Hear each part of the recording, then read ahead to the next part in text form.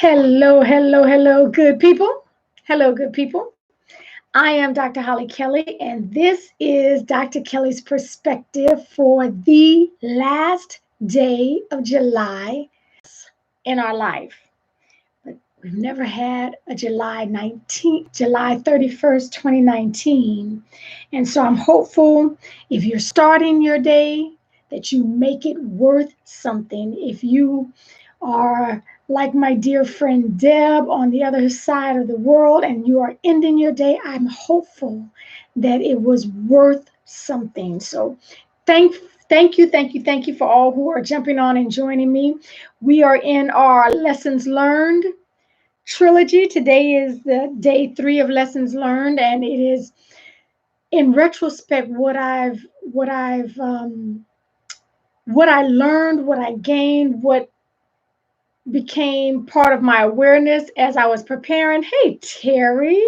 Hey, Donnie. Last day of July. That's right. As I was preparing for this new position.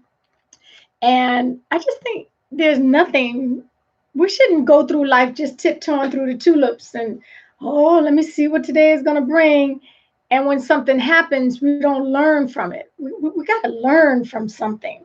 And so, what I want to bring today is you've heard me say it before, but I was living it the last several weeks or more than a month. There are no solo successes. One is too small a number to do anything great with, but there are no solo successes in this thing called life. We were never designed to do this by ourselves. It was reiterated to me during this process. It really does take a village, and I know typically that axiom, that quote is used with raising children. It takes a village to raise a child, is how it originally goes. But I see it takes a village to succeed in this thing we call life. We are either villagers or we are part of the village. It does take a village. And that became very clear. And I'll give you a couple of examples in a minute. And it was made very clear to me again that who are you surrounded with? Who or whom? I'm surrounded by him. Whom are you surrounded with? Whom are you surrounded by? I guess that lends itself right toward the village concept. Who has the privilege to be part of your village? Who? And so I'm letting you know all these things as something I learned through this product. I had a goal that I wanted, I desired, I was hungry after, and I was focused on. But to get there, to reach my goal, I could not do that on my own.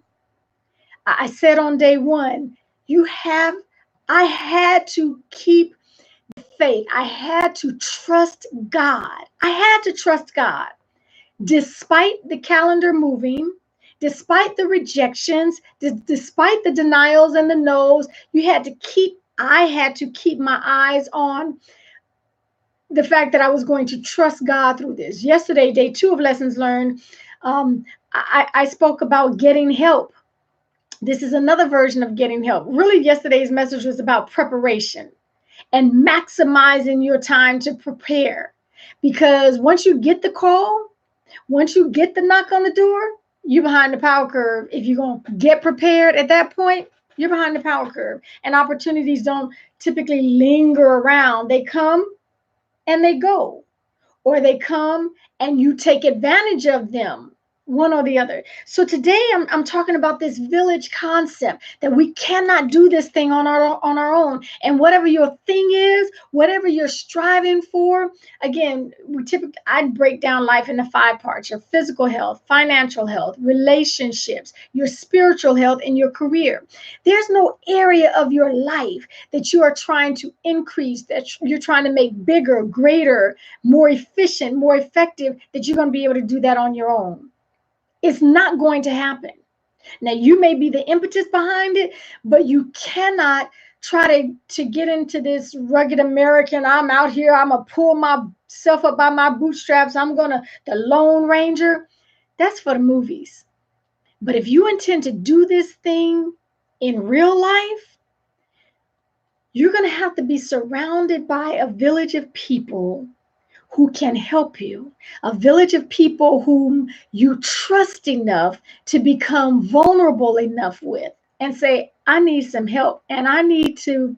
Okay, so one of the things I did in my preparation for the position that I knew I wanted, when I say it has my DNA, when I read the description, I was like, this is mine. This is for me. This has Hollie Kelly's DNA all throughout it. I knew that. It leapt up inside of me. So with that knowing, I knew, don't come in here unprepared and don't come in here tiptoeing. You be intentional about this thing. So I intentionally, deliberately went to other people and asked a lot of questions about Hollie. And I only went to people who I could trust would give me solid answers, real answers, not necessarily answers I wanted to hear, but they loved me enough. They cared about me enough that they would not go this route. Well, I don't really want to tell her that. So, no. Do you love me enough to help me grow, to help me get better, to help me carve off and shave off some of the rough and raggedy parts of me? Some of the parts that are not smooth. Do you love me that much? Because that's only the person I'm going to. So I asked people, what do you see as my strengths? What do you see as my weaknesses? And I agreed with a lot of them. One of them stumbled me, and it ended up a win-win because this person presented something, and I asked for specifics. When you give them feedback, it gives specifics. If they don't, push them to say, for example, how does that look? When does that show up? And this person told me something that I was oblivious to.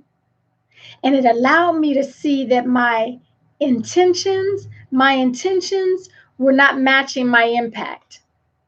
I would have never known it. I would have never heard that perspective. I would have never seen it from that point of view had I not asked in an effort to get better. So when the questions are asked inevitably, well, what do you see as your strengths? What do you see as your weaknesses? That wasn't no little made up stuff.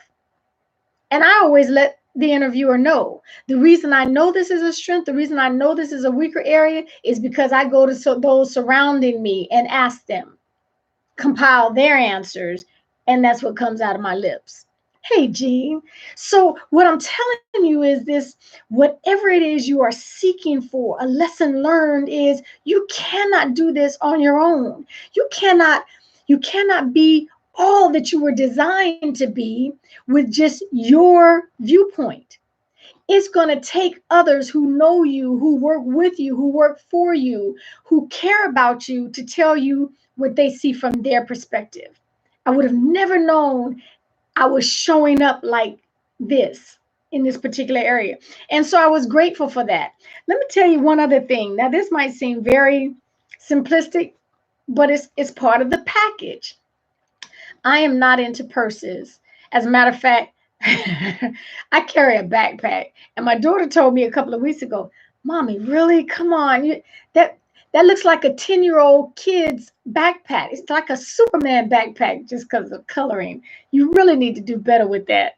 And so I had to laugh, but then I looked at it, I'm like, yeah, this does look like, it's just a backpack because that's not anything that's very important to me. However, I knew for this interview, I was not going to take my backpack in there. I had friends, talking about who's in your circle. I had friends who really do know that kind of stuff. And I said, look, I need a portfolio. And I went to somebody else and I said, oh, by the way, I need a bag.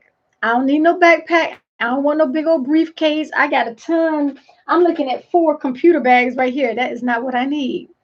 I walked in there with a beautiful Michael Kors bag that fits. So when they asked for it, I pulled out my beautiful borrowed portfolio out of my beautiful borrowed Michael Kors bag. And what I'm telling you is, I'm not saying fake the funk like you own it. I'm saying make sure you have people in your circle. When you need things, you can go to them. Not just for encouragement, not just for a word to the wise, not just for some advice, some stuff. If you need to borrow a bag, if you need to borrow some pumps, okay, do what you need to do. But you can't do that if your circle is so small. If it's a small circle, if everyone is running on your level, I ain't need another Superman backpack. She told me don't go in there with that. My point and my lesson learned that I want to share with you and offer today is it takes a village. There are no solo successes. Make sure your village is large enough, wide enough, diverse enough that you can get something from them. That is my offering to you today. Make it a wonderful Wednesday. And I got a delicious one for you tomorrow for Thoughtful Thursday to begin August with. Until then, take real good care of yourselves. Real good care of yourselves.